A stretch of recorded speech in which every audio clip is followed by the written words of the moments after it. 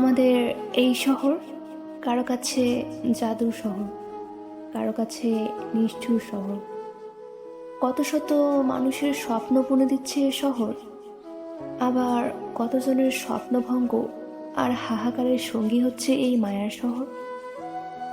মাত্র 92 পৃষ্ঠার একটি বইয়ে একাধারে ভালোবাসা, বন্ধুত্ব এবং পরিবার সবকিছুর একটি কমপ্লিট প্যাকেজ এই পাওয়া না পাওয়া শহরের বইটিতে। নগর জীবন আর জীবনের এপিটোপিট চমৎকারভাবে উপস্থাপন করেছেন লেখক। কে জানে, গল্পের ছলে লেখক হয়তো নিজের জীবনের গল্পই ফুটিয়ে তুলেছেন ছাপার অক্ষরে। বরাবরই আমি অনুভূতি প্রকাশে অক্ষম, তবু আজ খানিকটা চেষ্টা করলাম ব্যাকুল হৃদয়ের ছোট্ট কোঠরে কড়ানাড়া কথাগুলো এবং শব্দগুলোর অভিমত ব্যক্ত করতে। জানি না সম্পূর্ণভাবে পারলাম কিনা। সর্বপ্রথম বইটির ভালো লাগার বিষয় নান্দনিক সৌন্দর্যে ভরপুর এবং খুব সাধারণ হয়েও অসাধারণ এই প্রচ্ছদটি। এ যেন চোখ ধাঁধানো সুন্দর।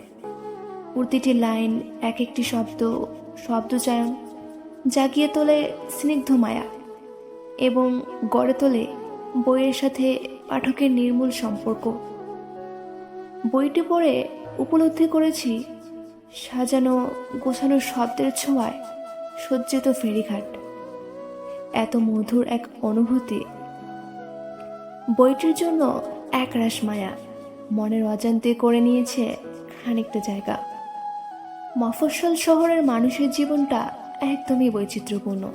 প্রতিটি গল্পে চেনা অচেনা মানুষগুলোর বিচরণ, তাদের সুখ দুঃখ, আনন্দ বেদনা, চাওয়া পাওয়া, জীবনের স্বপ্নগুলো নিয়ে এগিয়ে যাওয়ার গল্প।